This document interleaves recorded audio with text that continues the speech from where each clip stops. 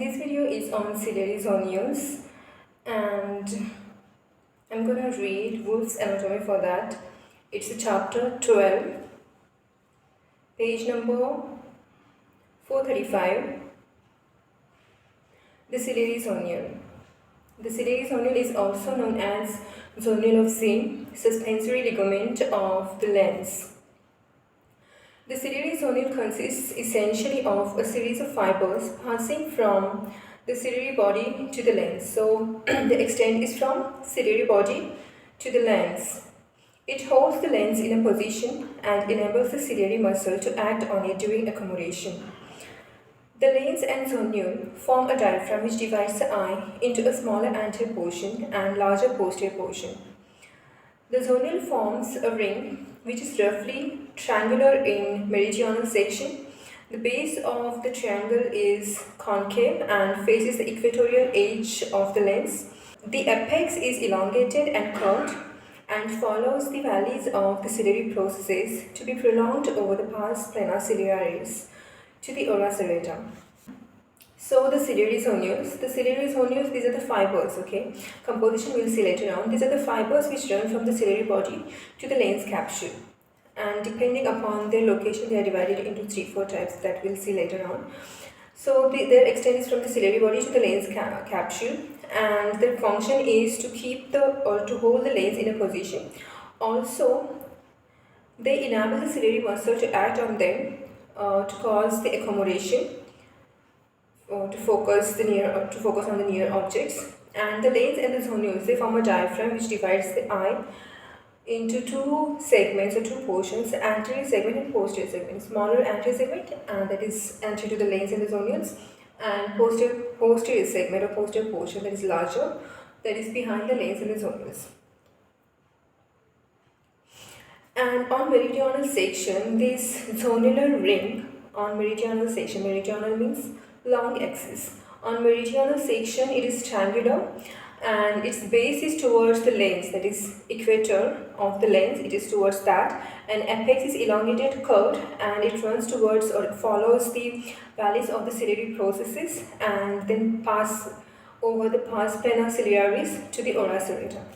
They pass over the pars plana ciliaris to the ora serrata. So composition of these ciliary fibrils. These fibrils are composed of a non-collagenous glycoprotein containing O and N-linked oligosaccharides, which explains their positive histochemical reaction to pars-10. So the fibrils are non-collagenous, these are elastic fibrils, and why they are more elastic in nature and not collagenous, that we'll see later on. First, their structure is non-collagenous and glycoprotein containing O and N linked oligosaccharides, which explains their positive histochemical reaction to pars-10. These fibrils are pars positive histochemically. Why? Because of these O and N linked oligosaccharides. Okay.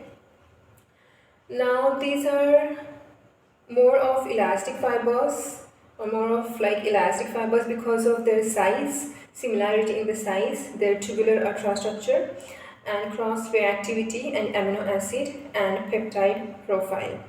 So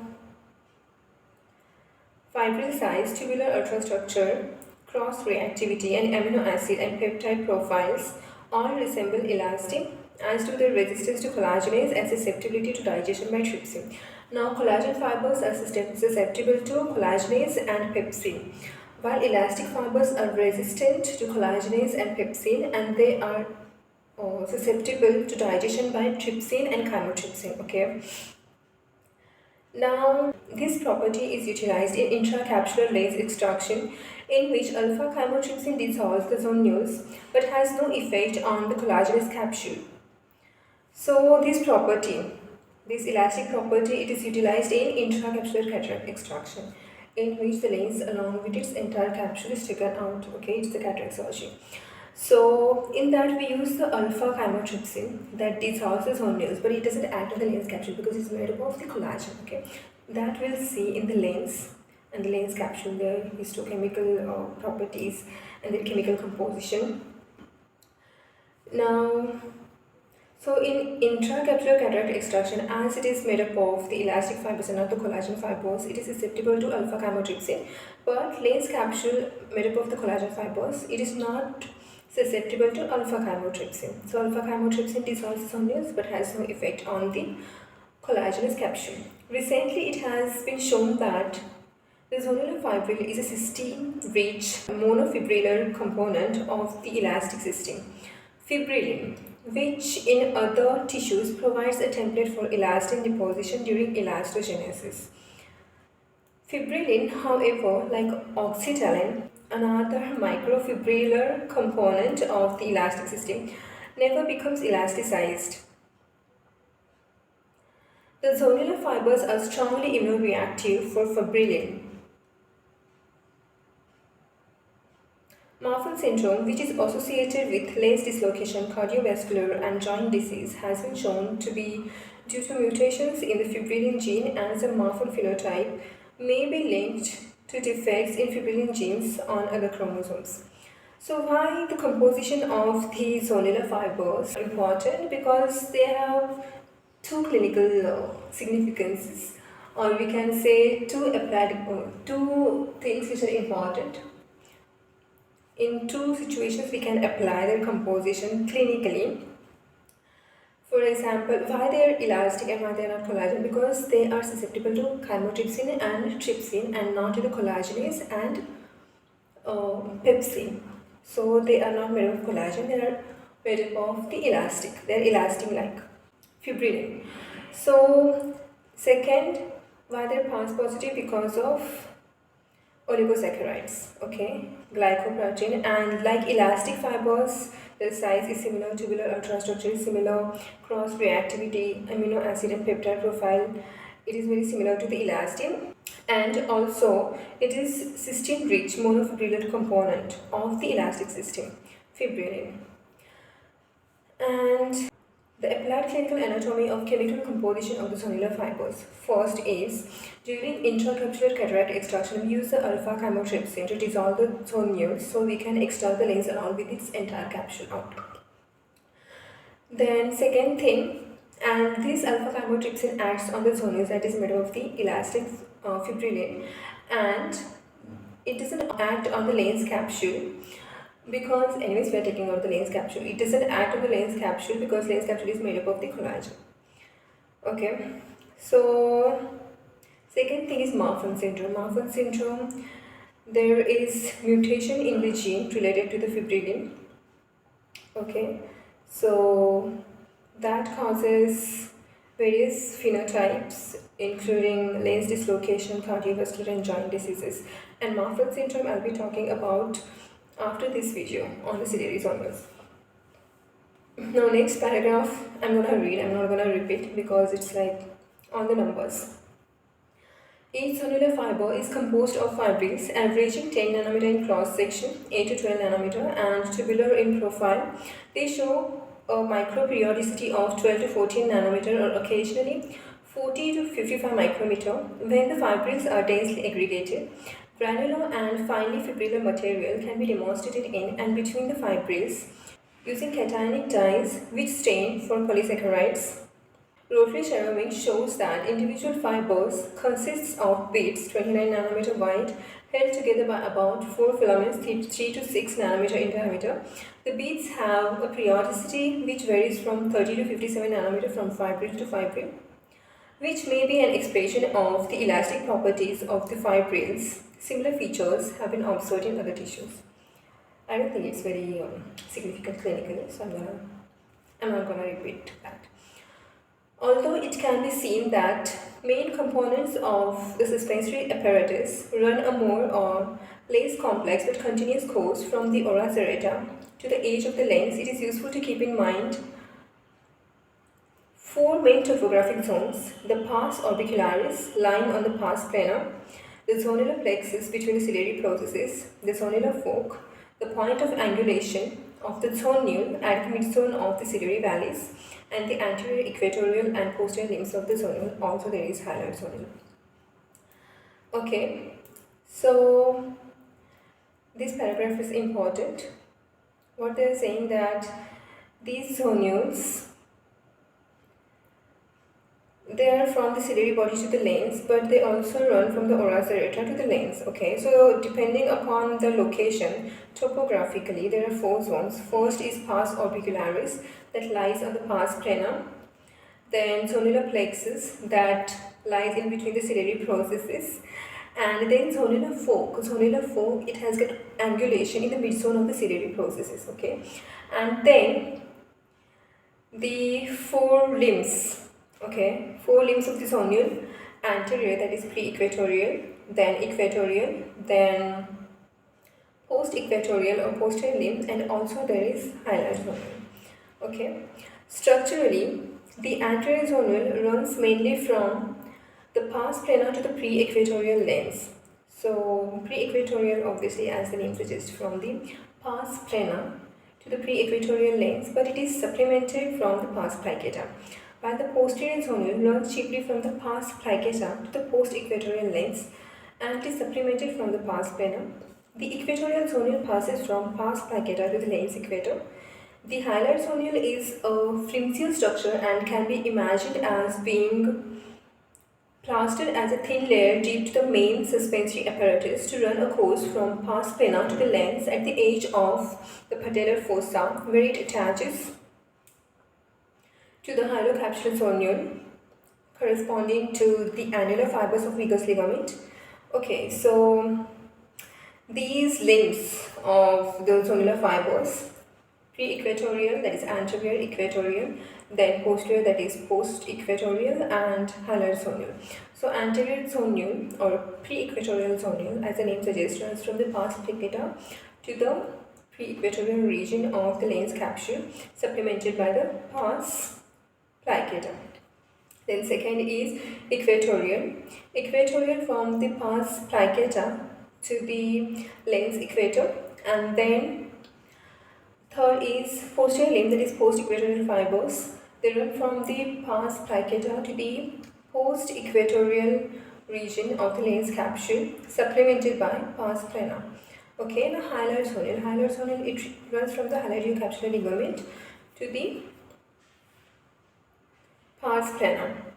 Okay, so what is hyalocapsular ligament? Hyalocapsular ligament, see the name, hilar and capsular. So hilar related to the vitreous and capsule related to the lens capsule.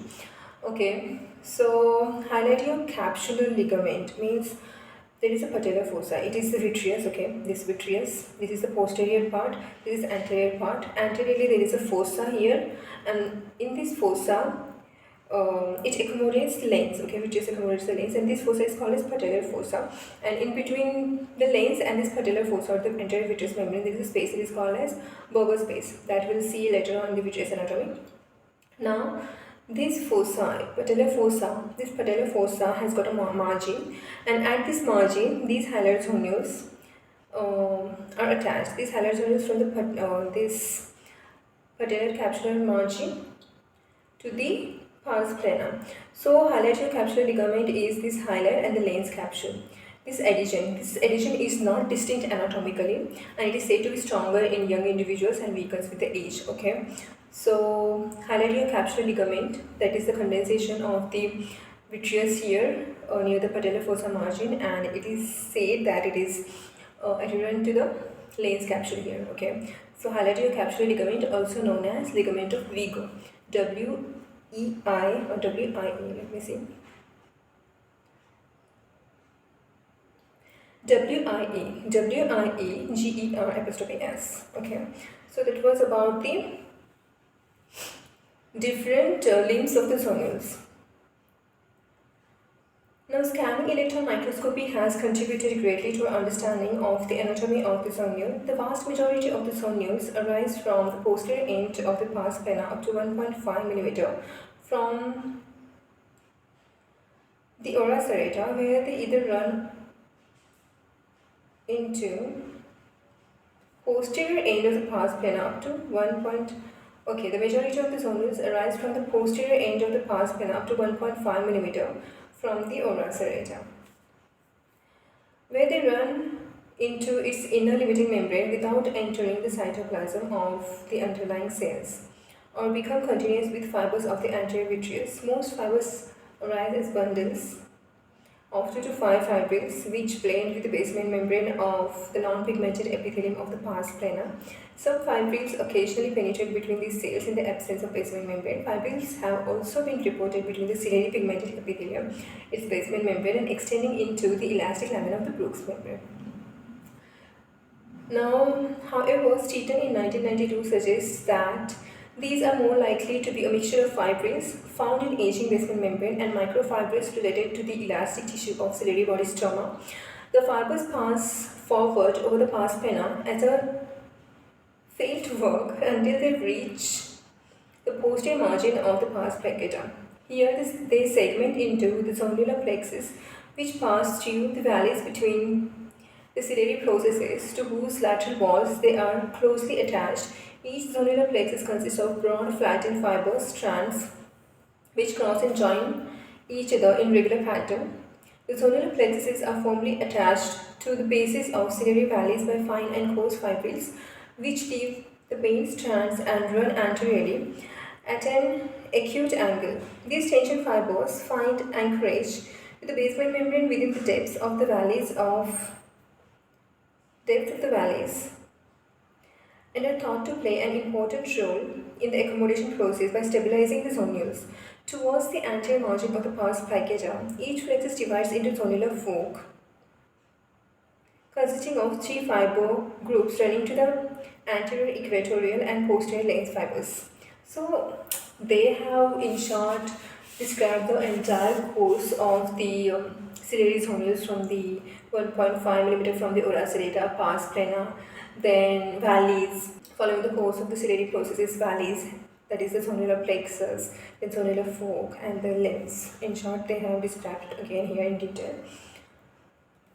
So, the secondary anchorage is thought to be extremely important in relation to the accommodation. It is as it explains how an equatorial force is exerted upon the lens by fibers that originate partly in the pars plana without involving the older and unacceptable theories of a fulcrum of resistance being provided by the hyaloid phase of the Wiegers. The pre-equatorial, equatorial and post-equatorial insertions of zonules into the lens capsule are macroscopically different. Okay. The pre-equatorial insertions are relatively dense as they all insert at approximately the same distance from the equator, 1.5 mm, as an irregular double row of bundles 5 to 10 micrometer wide. Bundles decrease in width to insert over a zone of 0.3 to 0.4 mm in meridional width.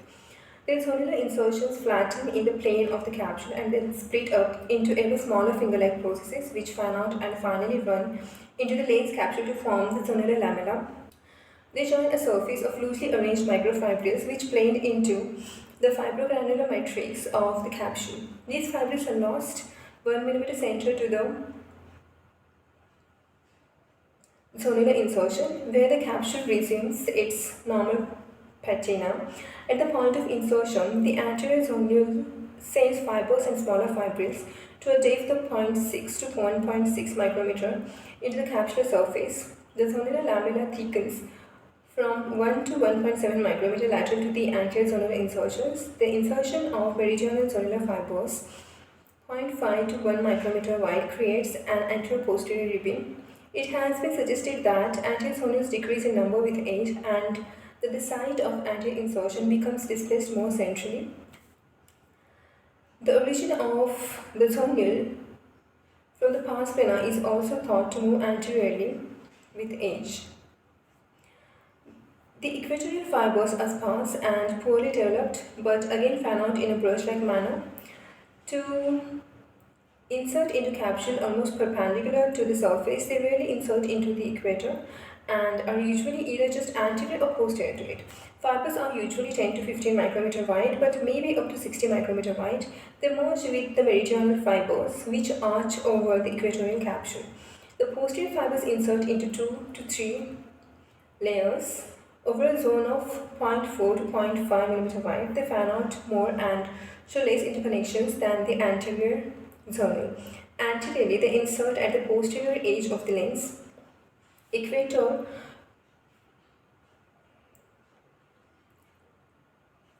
posterior edge of the lens equator close to the margin of the lens epithelium. Posteriorly, they extend about 1.25 mm from the equatorial margin. The fibers of the zonule insert into the capsule to a depth of about 2 micrometer. Both the posterior and meridional fibers are partly obscured by a thick layer of loosely arranged fibrils, which are of zonular type. The post-equatorial fibers appear relatively less well developed than the anterior ones, but this is probably illusory and results from the fact that they insert into the capsule at a variety of levels, with the hyaloid zonules being most central. Okay. The hyaloid zonule is a single layer connecting the anterior hyaloid at the border of the patellar fossa with the pars plana and pars baccata. It is undistinguished in the untouched eye because of its fibers are closely opposed to those of the posterior zonule.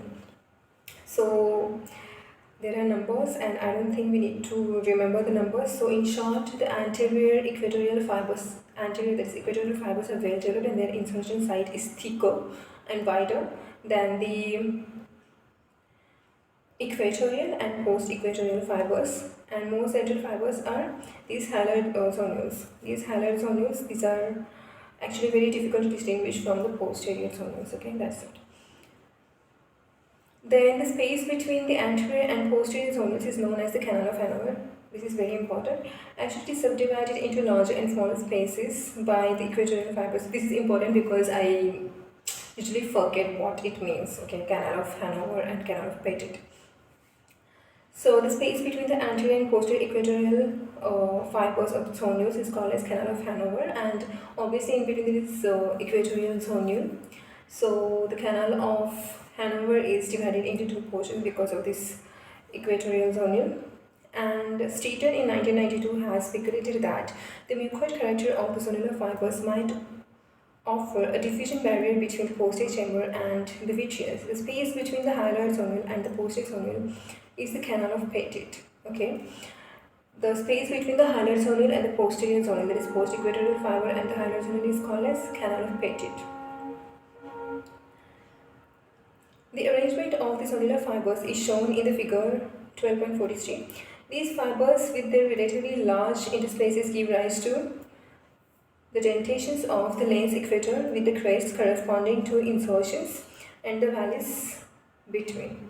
So, two spaces in this paragraph, two things to remember: Canal of Hannover and Canal of Petit. Canal of Hannover is between the anterior and the posterior zonule, that is pre-equatorial and post-equatorial zonules, and equatorial zonules, they divide the space into two regions. Then that was about the Canal of Hannover. Then Canal of Petit. Canal of Petit is present between the posterior zonule and the hyaloid zonule. Okay, that's it. A narrow band of fibers extends forwards on the lens capsule from the point of attachment of the hyaloid zonule to the point of insertion of the posterior zonule. This hyalocapsular zonule probably corresponds to the ligament of Wiegers, and its fibers are mainly radial. Okay, radial. Where it joins with the anterior hyaloid membrane at the rim of patellar fossa, there is circular band of fibers. There is similar attachment of the anterior hyaloid to circular zonular girdles. Anterior and posterior orbicularis bands of Decker. I don't know the pronunciation, Decker. Over the posterior third of the ciliary processes and the middle of the pars plana. This is not very clinically significant. They have described the ligament of Wiegers and relation to that, and they have compared it with the anterior and posterior circumferential zonular girdles. Okay.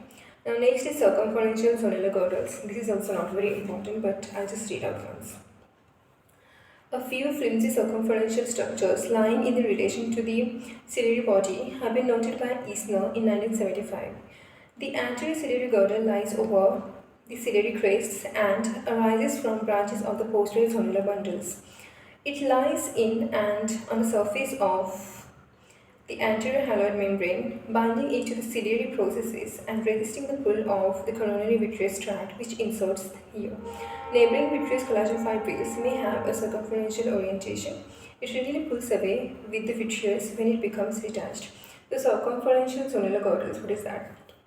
The first they have described is anterior circumferential or ciliary girdle, and it lies over the ciliary crests, and they arise from the branches of the posterior zonular bundles, and they resist the pull of the coronary vitreous tract. Now, what is coronary vitreous tract? That we'll see in the vitreous anatomy. It arises from the ciliary processes, okay, and extends posteriorly to the center of the vitreous. That we'll see in the vitreous anatomy. So, anterior vitreous girdle is the overlying the ciliary processes crests. Okay.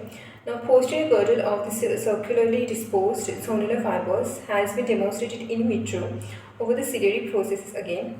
Also, pars plana and posterior insertion of the zonule by several authors. Okay, and it has been shown by biomicroscopy on postmortem eyes. This posterior zonular bundle lies on the pars plana at the internal surface of the main zonule 1 to 2 mm anterior to the ora serrata at a site into which the median vitreous tract inserts. Its fibrils have the same circumferential direction as those of the adjacent vitreous, perhaps reflecting the influence of similar traction forces on both structures. They are more aggregated and easier to observe in older eyes. So, posterior zonular girdle or posterior ciliary girdle, whatever it is, what it is, it lies over the ciliary processes, pars plana and posterior insertion of the zonule, and it has been demonstrated by biomicroscopy and postmortem eyes, and it has been demonstrated in vitro over the ciliary processes, pars plana, posterior insertion of the zonule. Okay, and like this coronary vitreous tract, there is a median vitreous tract arising from the pars plana to the center of the vitreous. So this girdle, it resists these forces or the tensions created by this vitreous tract, median vitreous tract. Now, aberrant zonular fibers. The zonular fibers, these are aberrant, okay, not normal or not found in everyone. These are separate from the main zonular streams. These are commonly found close to the ora serrata. These are near the ora serrata. These aberrant zonular fibers are near the ora serrata in relation to retinal abnormalities. So these are more common in retinal abnormalities like zonular traction tufts first, meridional folds second, third is enclosed ciliary base, and fourth is peripheral rosettes or granulation. So these are the aberrant zonular fibers are more commonly near the ora serrata, and these are found in association with the retinal abnormalities like zonular traction tufts, meridional folds, then enclosed ciliary base and peripheral rosettes or granulation. Some zonular bundles may also pass back across the ora into the vitreous at all ages without attachment to the ciliary body. And some zonular bundles are there, zonular fibers. They pass from the ora serrata into the vitreous, but they don't attach to the ciliary body, any portion of the ciliary body. Now, after the second decade, occasional bundles of fibrils may be found in the equatorial capsule. These are believed by some to represent deep zonular insertions. However, no connection with the zonules has been demonstrated. Some material shows a banding at 45 to 55 nanometer and resembles fibrillar material found in aging basement membranes. Other fibrillogranular material with the characteristics of zonular fibrils is found superficially but has no connection with the surface zonule. It has been suggested that this may represent a secretory product of the lens epithelium. So, age-related changes, okay. After the second decade, we can see there are some bundles of the fibrils in the equatorial capsule, and they show a banding at around 45 to 55 nanometer. Okay, and they don't have, but they found no connection with the zonules. Okay, other type of fibrillogranular material like zonular fibrils, it was found superficially, but it showed no connection with the surface zonules. Okay, and it has been suggested that this may represent a secretory product of the lens epithelium. Okay. Now, aging of the zonule. The fetal and infantile zonular fibers are finer and less aggregated than in the adult. Finer, less aggregated than in the adult. Richer in proteoglycans.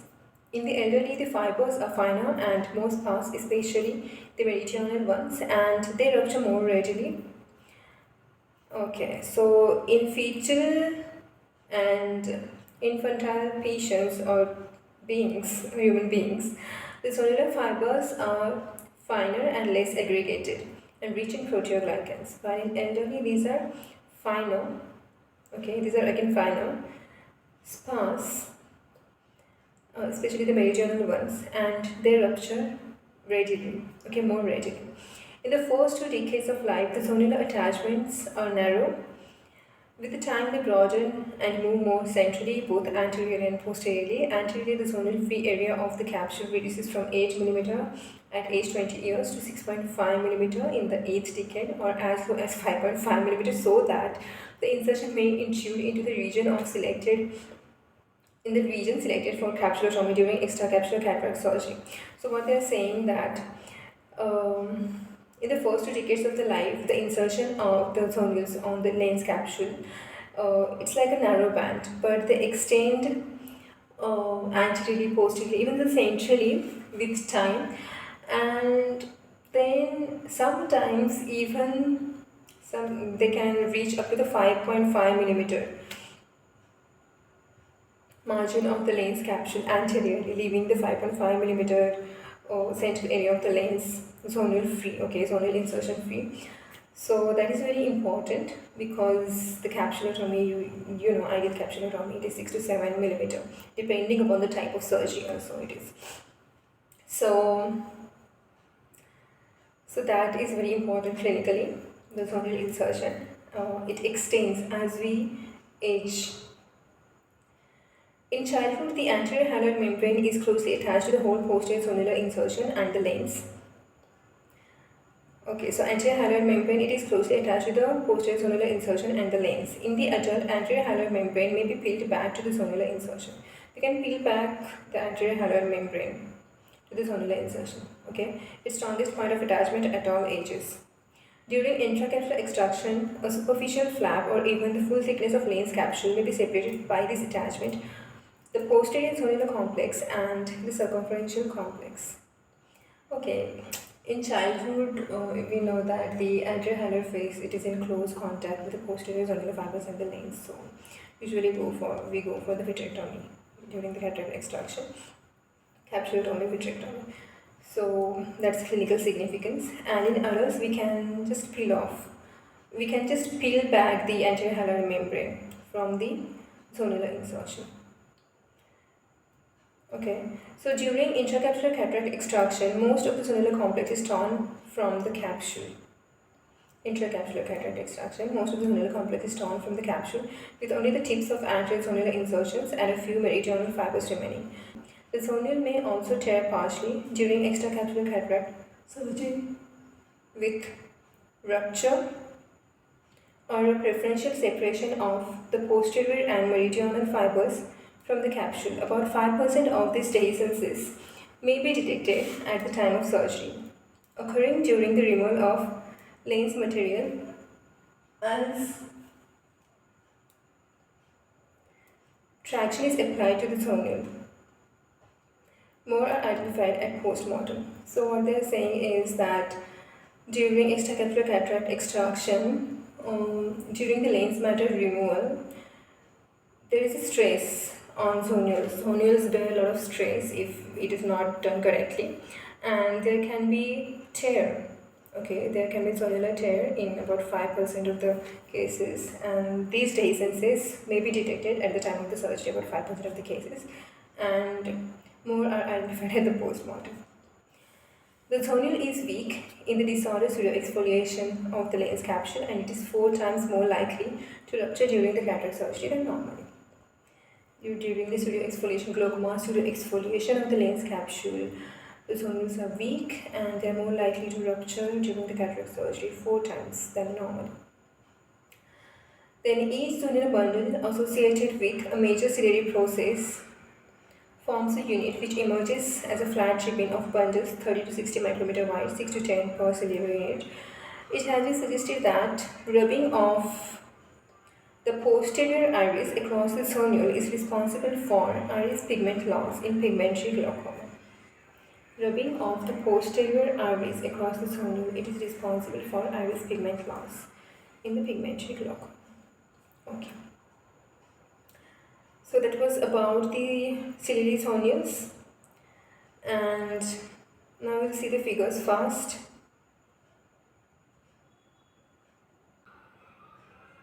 Figure 12.41. Light micrograph of a meridian section of the anterior segment to show the drainage angle, iris, lens, and ciliary body. AC stands for anterior chamber, CP ciliary body, CP ciliary processes, VF which is face, ZA anterior zonule, ZP posterior zonule, 1 posterior chamber, 2 canal of Hannover, and 3 canal of Petit. So we can see this is anterior chamber AC, IR is iris root, 1 is what? Posterior chamber, okay. 1 is posterior chamber, 2 is the Canal of Hannover. Canal of Hannover is between the anterior and posterior zonules. It is pre-equatorial and post-equatorial zonules, and divided into 2 regions by the equatorial zonules. Then third is Canal of Petit. Canal of Petit is between the post-equatorial, that is posterior zonule, and the hyaloid zonules. CP ciliary processes, CP ciliary body, ZP posterior zonules, VF which is face. ZA is anterior zonule. Now figure 12.42. Schema for the accommodating mechanism according to Rohan. Accommodating eye ciliary muscle contracted, forming an H. The tangent fiber system is stretched, taking up the traction from the posterior zonular fibers and choroid. Thus, the anterior zonular fibers become relaxed and the lens more spherical dotted line. The arrow indicates the direction of ciliary muscle movement during the accommodation. The arrow indicates the direction of the ciliary muscle movement during the accommodation. In the non-accommodating state, the ciliary muscle is relaxed and the anterior zonular fibers are stretched by the traction from posterior pars plana zonular fibers. The lens is therefore flattened. First thing, normally what happens, posterior zonular fibers are under stretch and this stress is reflected on the anterior zonules. So anterior zonules and posterior zonules are under stretch or under traction. In the normal state, in accommodation what happens, the ciliary muscles they contract and the traction is transferred from the posterior zonular fibers and choroid to the ciliary muscles. Okay, ciliary muscles they contract. Okay, this contraction of the ciliary muscles and the traction of the posterior zonule is removed, and hence the anterior zonules is removed and the lens, that is lens capsule that is under the stretch, is now relaxed and there is increase in the anterior curvature of the lens, okay, during accommodation, and thus increase the refractive power of the lens. That's the accommodation.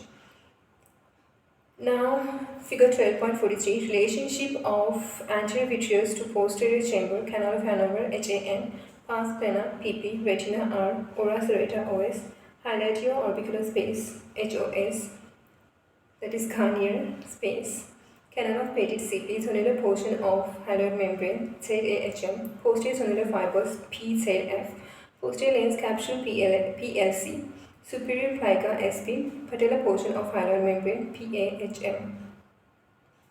So there is retina, there is ora serrata. Okay, these are the zonules, anterior, posterior, and Canal of Petit in between the hyaloid zonules and posterior or post-equatorial zonules, Canal of Petit, Canal of Hanover between the anterior and posterior zonules, that is pre-equatorial and post-equatorial zonules. Now this is hilatio-orbicular space, hilatio-orbicular space. Now they have not given a text regarding it, but this is my own logic. Hilatio-orbicular space between the orbicular portion, pars orbicularis zonular portion, and the hyaloid portion or hyaloid zonules. It's that space, okay.